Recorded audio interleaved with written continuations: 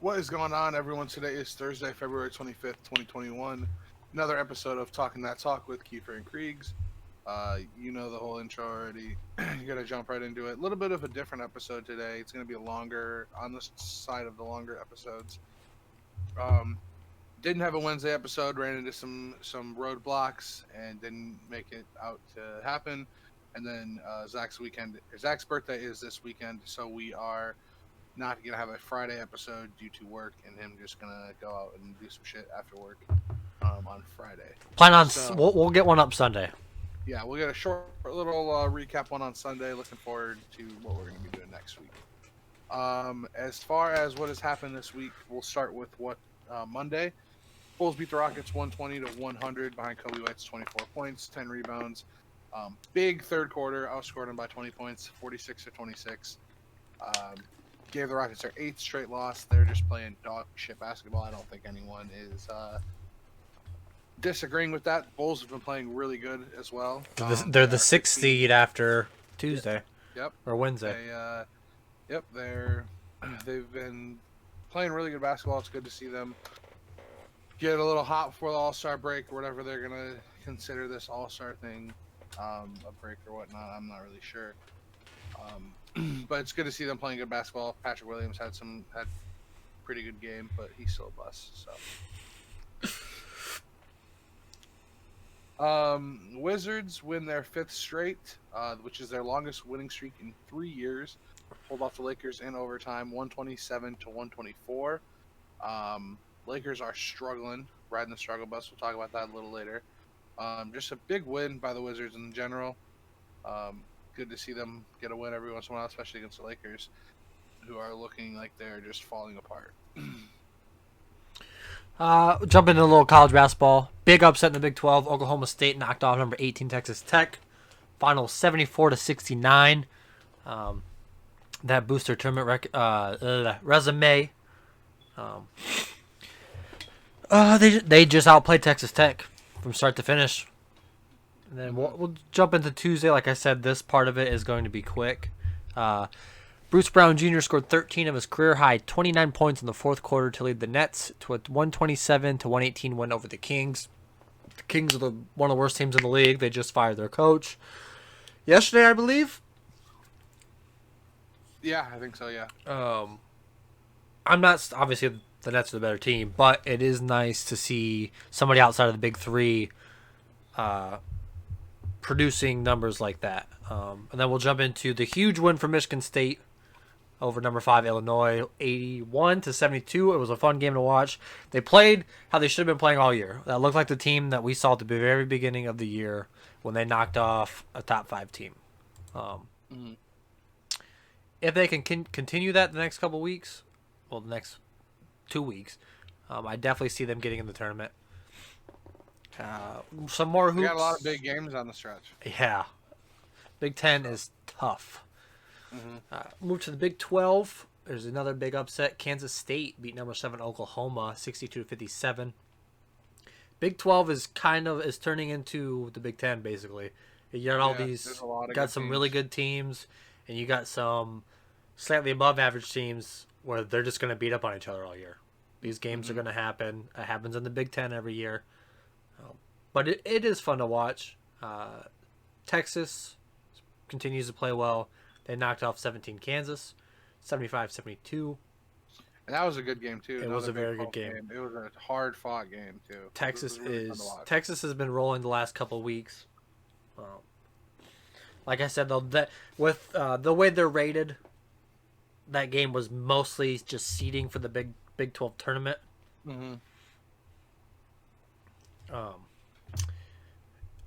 Go ahead. Finish off Tuesday. Georgia Tech upset number 16 Virginia Tech, little ACC action. 69-53. Big. I mean, it wasn't close really the whole game. Ole Miss beat number 24 Missouri 60-53. Little SEC action. Missouri has been slipping as of late. They haven't been playing well.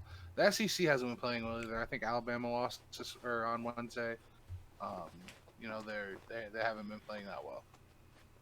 Patrick Kane had had a goal and 3 assists. On Tuesday night, they beat the Blue Jackets in a shootout, 6-5. Um, like we said on the last show, the way Blackhawks are going to win games is scoring a lot of points. Yep. They're not going to win those 2-1 games, 1-2 games, or 2-1 games, 1-0, 3-1. Like the Blackhawks are either going to score 5-6 points a game or score 2 points a game and get blown out. Yep. There's not really any in between. We'll move into Wednesday. The Bulls beat Timberwolves in OT, like Zach said, 133-126. Zach Levine was Levine. I don't know what the fuck. It's Levine. Zach Levine. He was announced as an All-Star that day. Came out and balled 35 points. I think Dude deserved it. It's his 7th straight game with like 32 plus or something like that. Mm-hmm. He's just good. He's carrying the load. He's what that team needs. They're gonna continue to get better as a team if they can stay healthy.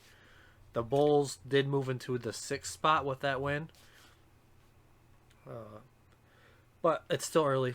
They've got time to go up and down. We'll see how they play down the stretch.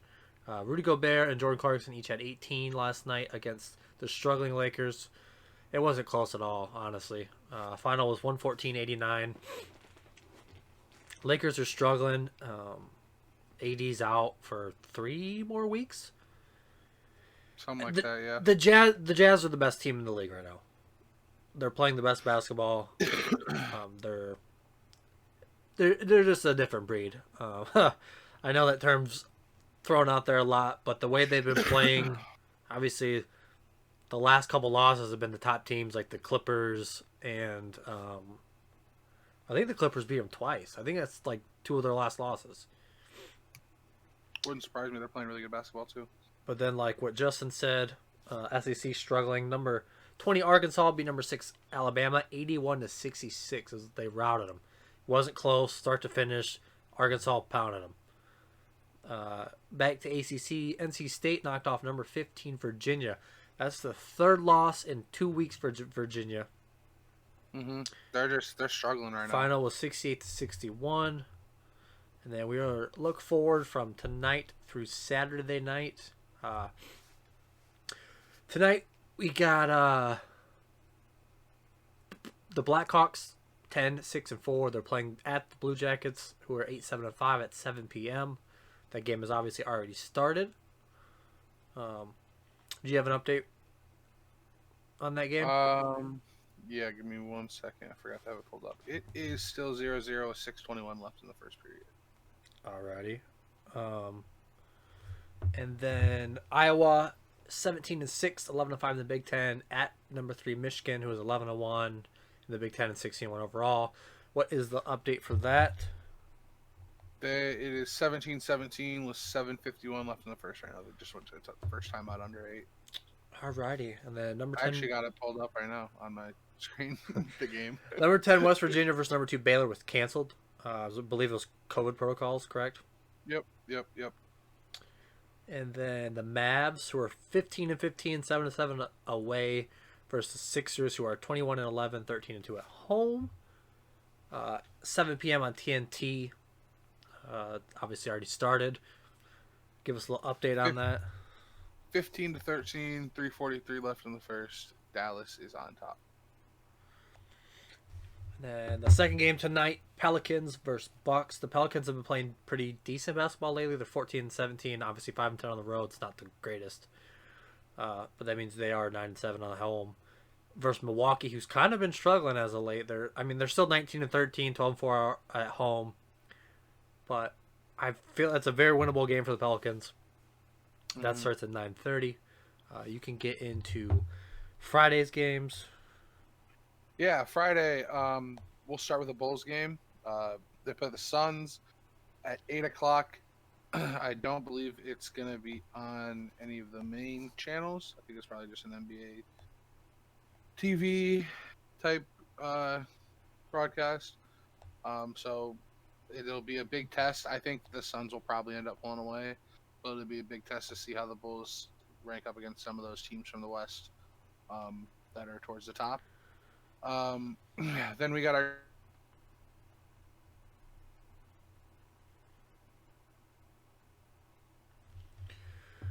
two games, 15, 8-5 on the road against the Celtics, who are 15 and 17, 8-5 at home. That starts at 7:30, and then we have the Trailblazers, 18 and 13, 10 and 7 on away, versus the Lakers, 22 and 11, 9 and 7 at home, at 10 o'clock. So I will let Zach start with the picks. All right, tomorrow that first game, I got Pacers, and then I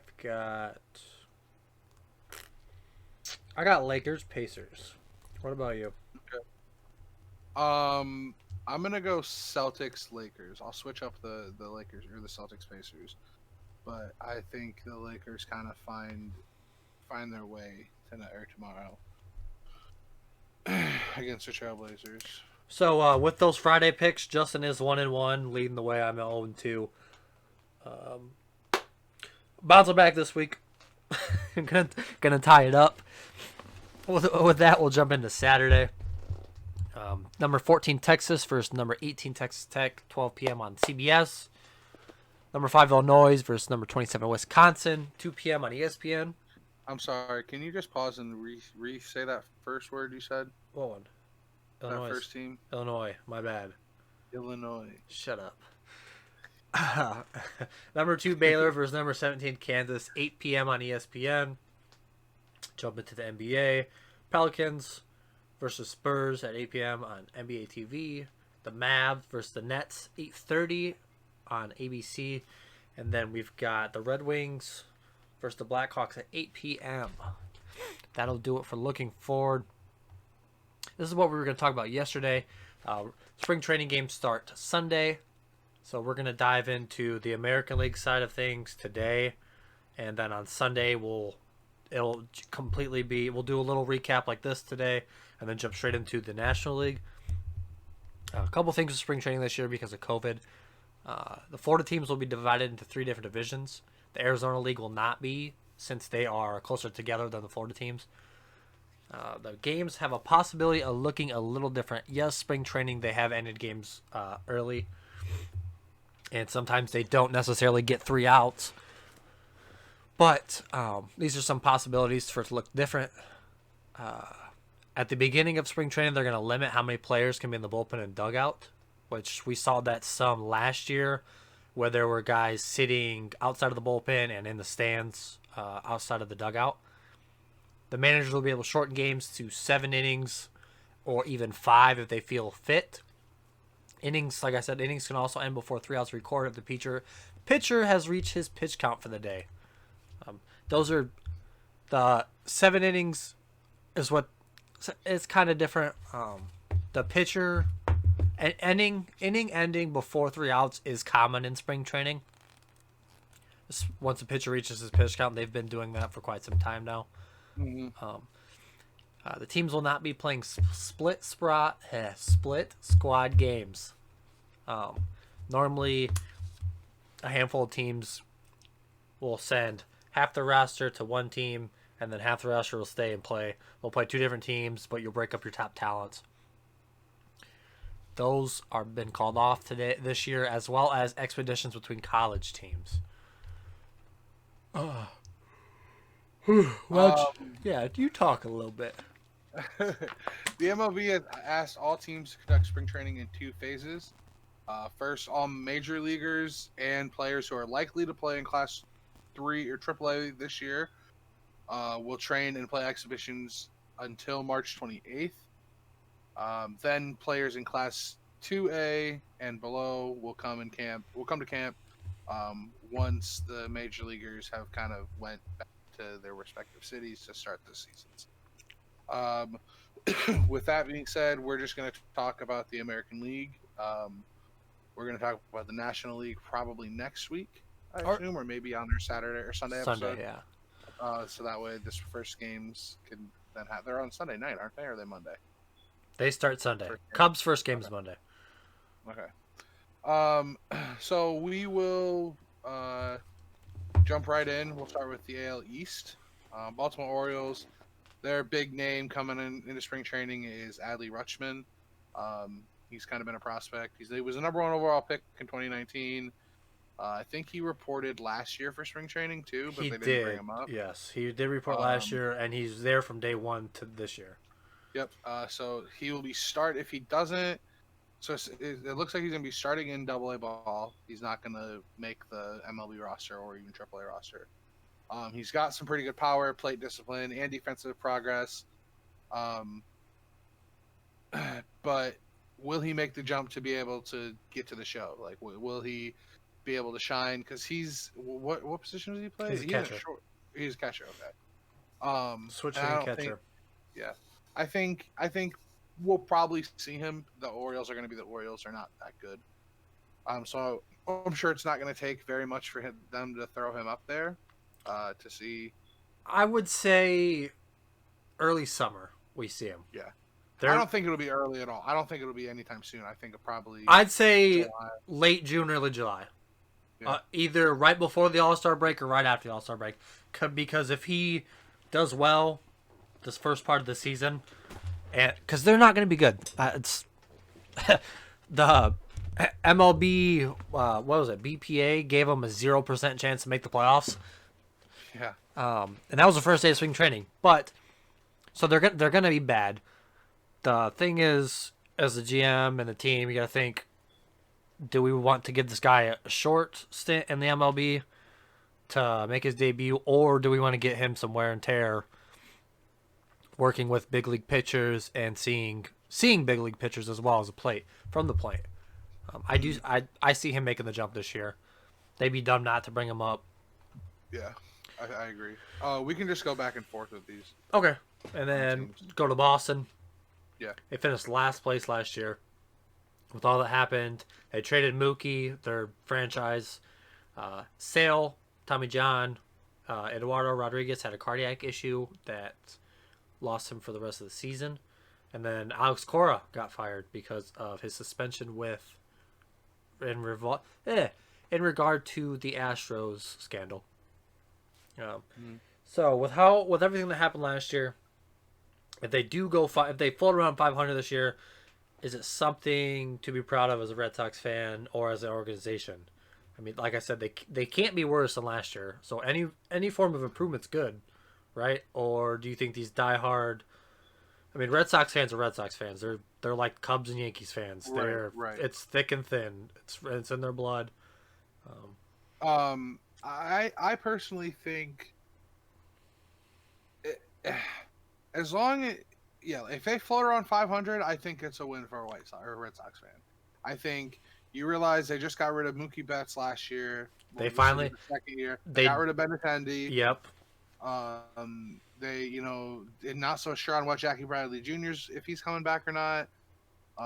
There's not a whole lot of they don't really have. They got some young guys on the roster. Verdugo is going to be very good though. He was the perfect player to get from the Dodgers. Yeah, he's going to be good. If they float around 500 ball, if they can stay healthy, I think that's definitely a win in my eyes. If I was a Red Sox fan, just because you got to realize, Theo was the reason that organization did well. Well, I mean, they did win it a couple years ago, but they had a lot of talent. Right. But organizationally, I think they're content with 500. Like, okay, that's just something to build on. As a fan, I don't think they're going to be happy regardless, unless they're in the playoffs. I don't think a Red Sox fan is going to be content. Yeah. We'll jump into the Yankees. You can start that off. The big question is, are there enough starters after Garrett Cole?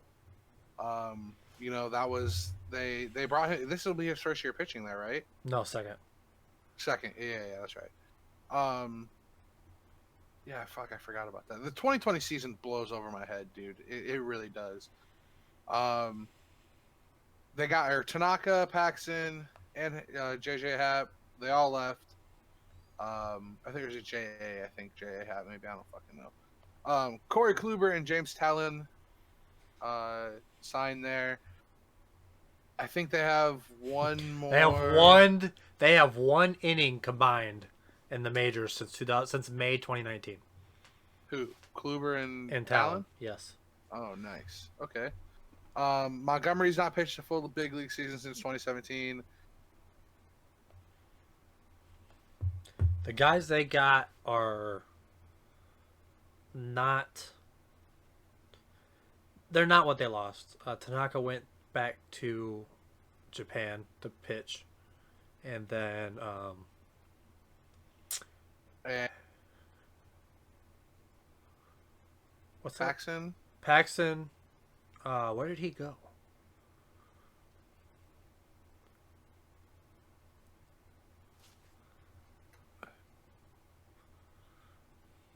Mariners. Oh yeah. Yep. And then Severino not going to be back till the beginning of July. Coming off Tommy John. Um, Another question: are they destined? Not destined, but are they suited to win the World Series, to win it all? They do have the defensive issues at shortstop and catcher. Gleyber Torres is way better suited at second base, but they have LeMahieu, who is a better second baseman than Torres. And then Mm-hmm. Gary Sanchez behind the plate struggles. He's not good defensively, and his hitting is declined. Um, it all comes down, though. This offense relies too much on the home run and injury prone sluggers of Aaron Judge and Giancarlo Stanton. I see them making a run just because of the Yankees, and they're going to go out and get somebody at the trade deadline. Yeah, I agree. I think they'll make some. I mean, they always are spending money. They're always. I mean, there's no hiding it. They're the Yankees. They're one of the organizations that do it. Yeah, I think they rely way too much on the home run ball. If Aaron Judge and Giancarlo Stanton can play a full year, then I think that they could sit atop of the American League personally. Um, Depending on how Kluber comes off of not pitching in 2020, and same thing with Talon, and how good Severino. Like Severino's obviously his workload. He's not gonna be able to do a whole lot when he comes back. So you hope that you just train his arm to get him to at least where he can pitch for you down the stretch in the playoffs. Yep. So I mean, it depends. If they can stay healthy, I think they're going to be one of the best teams in the American League. I agree with that as well. With that, we'll jump into the Rays. Another team that's got a great prospect. When will we see Wander Franco? He's widely considered the top prospect in all of baseball. Uh, Everyone expects him to make his debut at some point this season. As long as he doesn't get hurt or starts out he might even start the season in the big leagues, depending on how he shows out in spring. I really would like to see him right away. Give him the at bats, especially with them getting rid of people this year. Let him play. Who else will start? They lost Snell. They traded him to San Diego. Charlie Morton signed with the Braves. The rotation is looking like Tyler Glasnow, Ryan Yarbrough, Michael Wacha, and Chris Archer, who is returning. And those four guys are going to pitch every 5 days. But Kevin Cash is also very open to an opener. So there's a very high chance for a parade of different starters throughout the season. Obviously, we'll have to wait and see. And for a team who is coming off a World Series, they seem like they kind of went into rebuild mode after losing in the World Series. I know they had a magical run, but they had the talent. Like it wasn't some fluke. They played good ball when you needed to, and it just seems like they're like, all right, we didn't win it, we're rebuilding. But we'll see how they do. This is probably the most anticipated team going into the 2021 season, the Blue Jays. Yeah. Ultimately, it's going to come down to, are they going to be able to pitch? The bats, they're there. They added George Springer and Marcus Semien, which makes their offense even more elite than the one that they got last year, which was also really good. I know early on we talked about getting some of their prospects for Chris Bryant or Kyle Hendricks type deal, which we both said we were okay with just because they're still so young and they had a lot of pop studs. off the bat. Yep. So it's going to depend on Toronto's pitching staff. Hyjin Ryu, Robbie Ray, Tanner Rourke, Steven Matz. They're going to be the first four, and then Nate Pearson, the rookie. If he can stay healthy, he'll be number 5. A lot of people say he can be an ace eventually in his career if he can stay healthy and stay He away. throws hard and he's got some nasty stuff, but Mm-hmm. it showed last. They brought him up last year and he got rattled a couple times, and then couldn't stay healthy. Right. So that's a huge. Kirby Yates is a huge addition to the bullpen. Which they haven't been like. Yeah. I mean, he signed like a 2-year deal for cheap, but like they didn't talk about that. He was. Mm-hmm. I forgot he went there. He Honestly. was the best reliever in the National League in 2019, and he is not. He did Mm-hmm. not get talked about this offseason. He pitched good Mm-hmm. last year too. Yeah. Vlad Jr. best shape of his life. I think they said he's down 30 pounds. Yeah, which is wild. They plan on keeping him for the long run. It looks like. They moved him to first last year, so he didn't have to rely on as much of the field issues with him. But I think if they really need to move him to third, which I don't think they do at all, At this point, they won't. Yeah. no. If they did need to, then I think they could put him at third because of how much he is shaping up. And his arm But is unreal, like his dad's. Yeah, their bullpen though, or I mean their infield though is fucking nuts. Vlad at first, Simeon at second, Bo Bichetti at short, who's so undervalued as a shortstop. He's a stud. And then Kevin Biggio at third. That's just going to be an outrageous infield. It's going to be talked about as young infield as how the Cubs were when the Cubs first started coming up in 2014, 2015. I think the Blue Jays are the team to beat in the East. Really, you think they're going to do better than the Yankees? I do. I think they have the better pitching staff. I think that the Yankees are the team to beat until someone beats them. I think, yes, the Blue Jays are going to make a shot, but obviously the Rays did last year going to the series. But I think that this year, if you look at it just going into the season, I think that the Yankees are going to be the team to beat. Fair enough. We'll move on to the dreadful American League Central. I'll let you start off with the old Southsiders. We got the White Sox. They dumped their manager Rick Renteria at the end of last year and brought in Hall of Famer Tony La Russa back to Chicago. Coached there before from 1979 to 1986. He's 76, which is kind of old for a manager nowadays. He has a chance to be. He's got the chance to become the first manager to ever win a World Series with 3 different teams. The team's loaded. They've got the best. What? He won with the Cardinals. He didn't win with the White Sox, did he?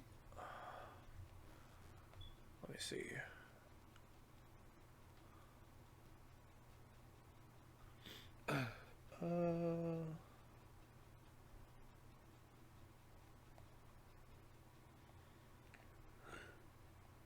Let me see. I can't find it.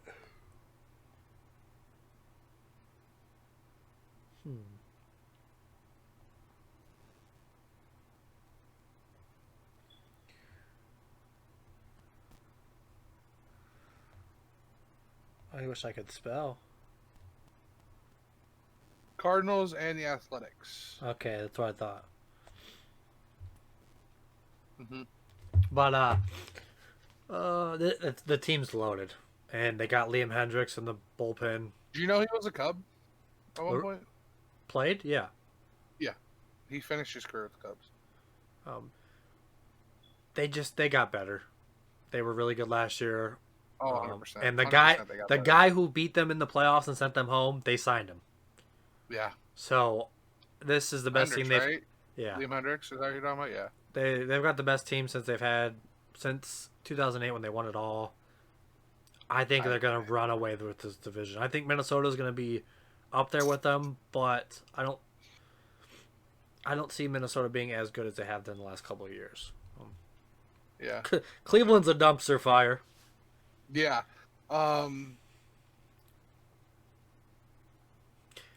Is the fire sale over? They traded the face of the franchise, Francisco Lindor. They traded him. Yeah. What's Can up? you hear me? Yeah, you've been bugging out a little bit, so I just been talking when you bug out. On my fault. No, you're good. Yeah, they traded the face of the franchise in Francisco Lindor, as well as Carlos Carrasco. They got Andre Jimenez and Ahmed Rosario with 2 other prospects. It looks like Jose Ramirez is the only player from their World Series trip that's still consistently playing. Sounds like they're going to be going through the rebuild stage. Yeah, they also are going to be dropping the nickname of the Indians after the season. And possible contenders that have been announced are the Spiders, Buckeyes, Naps, and Guardians. Obviously, there's still time and different names, but those have been the foremost talked about since they announced that they were dropping the nickname. The Tigers, can their prospects emerge and play well? Four of their top ones made their debut last season. Casey Mize, Tarek Skobel, two pitchers, and then Isaac Paredes and Daz Cameron, two fielders. They all made their debuts last year, and then this year we expect to see Matt Manning and Franklin Perez, and possibly towards the end of the season, possibly Riley Green, depending on how they're doing and how he does. And it sounds like they're also planning to give catcher Jake Rogers another shot in the big leagues. The Tigers are nowhere near contending in the Central, but I think if this young pitching staff and these young guys can play how they're projected to, I feel like they could be contenders in the next couple of years. Yeah, I think that's definitely. Obviously, they're not going to be anywhere near contenders with the Twins and the White Sox. They're going to be battling the end of the division for the Royals with them. Honestly, and that's no shot and no shame to Tigers fans at all. Trust me, we fucking been there. As Cubs fans, we went through it for a lot of years. So it'll come. It's all part of the process. You got some young guys. Casey Mize looks really good. He looked really good in the majors last year. He's going to be a stud. They still have fucking who did we trade over there? Placed third, Calderon. Yeah, I think. Yeah, Jose Calderon. He hasn't looked bad. Jaime. Mm-hmm. Yeah, he hasn't looked terrible. The Royals, Carlos Santana is kind of going to be the front runner of that team. Like you said, they're just kind of with the Tigers. They're not really doing anything huge. I mean, they brought in Benintendi. That's good. Going to make another corner outfielder with Soler there playing left and right, who I wish we would have waited on another season and had him pan out like that. But hey, it's all right. They also brought back Michael Taylor, Hansber Alberto, and Mike Minor. Going to be a really different looking team than last year. Brady Singer and Chris Bubich made their debuts. Pretty young guys, not really sure how much time they're going to get. In the majors, they have a few young arms in their pitching staff. If they can pitch up to what's expected and then some, it could be a pretty good rotation down the stretch in the years to come. But I think with how the Tigers are playing, they're kind of in the same boat as the Tigers. They're not really moving anywhere anytime soon. I think the Tigers are better suited now and in the long run than the Royals are. Yeah, I think so too. We'll jump over to the Twins, which I already talked about, to wrap up the AL Central. Huge question: can Donaldson stay healthy? 2015 AL MVP. He missed more than half of the first season with his team due to injury, and then that was 2 years after being limited to only 52 games in 2018. He's a huge bat. His defense has started to slip. He's getting old. His age is getting up there. But when he's healthy, that man's a hitting machine. Power, contact, whatever you need. Another question is, can Barrios continue to develop? Or is it Barrios? It's Barrios, isn't it? Barrios. Jose Barrios, he's 26. He's had 3.82 ERA and 2 All-Star nods over his 4 seasons in the bigs. He has struggled with consistency, and he only had 4 quality starts and 12 outings last year. He's shown flashes of greatness, but it seems like this is really the year where he needs to take that big step to prove that he's a big league arm, a top pitcher in the game. I'm not saying he's top 10, but it could be that 11 through 20 range. Yeah, I think I can agree with that. It's going to be theirs, and the White Sox win their division to lose. I think going in, the Twins' expectations are higher than the White Sox. I think the White Sox, they could make that playoff World Series run this year, but I think they're 1 year shy, maybe. Um, The so we'll see. Twins have not won a playoff series in like 15 years. Hmm. And they've made the playoffs the past like 4 or 5 years too. Yeah, they just can't get it done. They're a completely different team once postseason starts. We'll jump into the American League West To wrap things up. Yeah, Houston Astros. Fuck them. I don't even want to talk about them, but we will. We'll make it short and sweet. Yeah. Will they lock up Carlos Correa in the long term? He became a free agent. He becomes a free agent after this offseason, which also includes Lindor, Trevor Story, Corey Seager, Baez. They're all going to be on contracts. Assuming Story and Baez get the extensions that they need, and I'm sure Lindor will get extended in New York.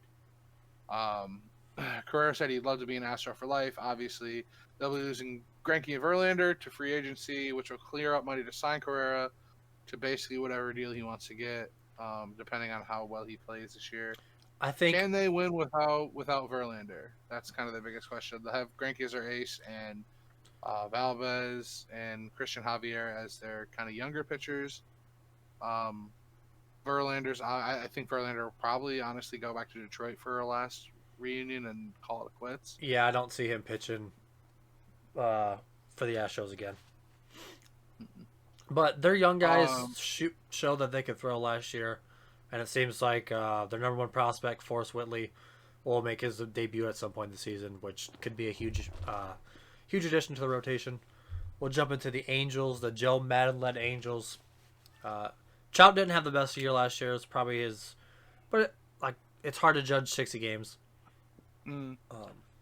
especially with the baseball being a game of streaks. Because Cody Bellinger, his MVP season, he started out hotter than hell, sucked for a little while, and then finished good. So a third of the season he wasn't good at all. Yeah, and 60 games is a little less than half. It's Trout could have had stupid numbers in the next 120, or right. What am I? The next 100. Jeez, I can't think. He does turn 30 in August. No longer a kid anymore. Will he start declining or continue his greatness? I don't see him getting bad. I think he's going to be great until he goes out. Is this team a contender? They've made some moves. They really haven't improved their pitching staff, which was a huge flaw. But their lineup is good. Do you think they are a contender, especially with this division not really getting any better this offseason?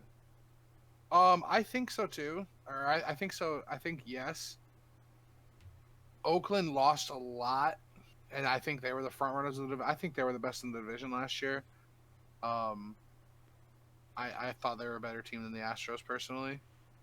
Like you said, it's hard to judge someone over 60 games, but I think the Angels will be contending for that 2 or 3 spot in the division. I don't think they can win it. I think, as much as I hate to say it, I think Houston has a good year again this year and pulls it together a little bit. Enough to where Verlander will be like, oh, could I pitch again maybe? And then he'll go back to Detroit. Jump into the Athletics. Like we said, they lost a lot. They lost Liam Hendricks, Chris Davis, Marcus Semien. They return a little bit of their lineup and pretty much most of their rotation outside of Hendricks. Rookie Luzardo, I think his name is. Left-handed pitcher.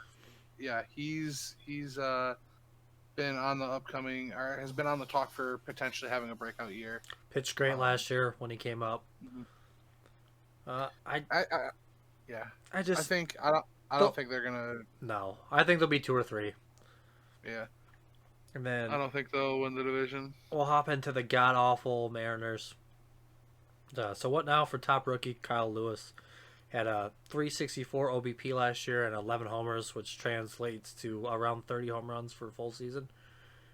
He was the Mariners' first rookie of the year since Ichiro back in 2001. But he did finish the season struggling. He only batted 147 with 33 strikeouts in the last 22 games. Another good guy for their lineup is Mitch Haniger. Hasn't played a lot the last 2 years because of being injured, but he's a career 827 OBS, which is OPS, which is outstanding. He's phenomenal field. He's got a great arm. He led the league in defensive assists in 2018 when he went to the All-Star game as well. If he can stay healthy, it's going to boost that lineup. They've got a handful of good prospects that we could see this year. I see him being... They're going to be better than the Rangers, but Yeah. I don't see him being any better than fourth. Maybe 500. The Rangers have no clue what they're doing. They have nothing now. Yeah. Elvis Andrus is the last player from the only 2 World Series teams. He got traded in 2010. Oh, did he? So who took over? Who takes over for him? He got traded for Chris Davis. Dude, yeah, I forgot about that. I forgot. Fuck. Yeah. Joey Gallo and old punchy guy. Rougned Odor. They've been there for a combined 13 seasons. So I think it's like 7 and 6 or 8 and 4. But yeah, those two are the longest guys tenured. It's got to be one of those two. But Gallo has been the tops of trade talks. They want to jump into a full rebuild. He hits for stupid power. Not a bad outfielder. So I don't see Gallo staying the whole year with him. So no shot. I would say Odor. But the other question is, who's the DH? Willie Calhoun was poised to be the DH with Sin-Shu Chu leaving the free agency. But then they got Chris Davis from the A's. These guys are both horrendous in the field. Yeah, Willie Calhoun is bad. They're awful in the field. So my thought is, whoever sucks less will be in the field, and the other one will be the DH. Yeah, because they don't play first, do they? No, they're both outfielders. Yeah. They are awful out there. Bad. I remember him now. Chris Davis is much better. But yeah, we'll see. Like you said, I think it's just going to be the worst or the better option of the two will play the field. Yep. That'll do it for our part 1 of our spring training.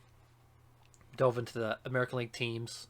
I had our recap, at our looking forward. Sunday, we'll probably jump into the National League, talk about those teams. You got anything else? No, man. Just keep showing some love. We appreciate it, and we will see you guys Sunday. Sounds good. Peace.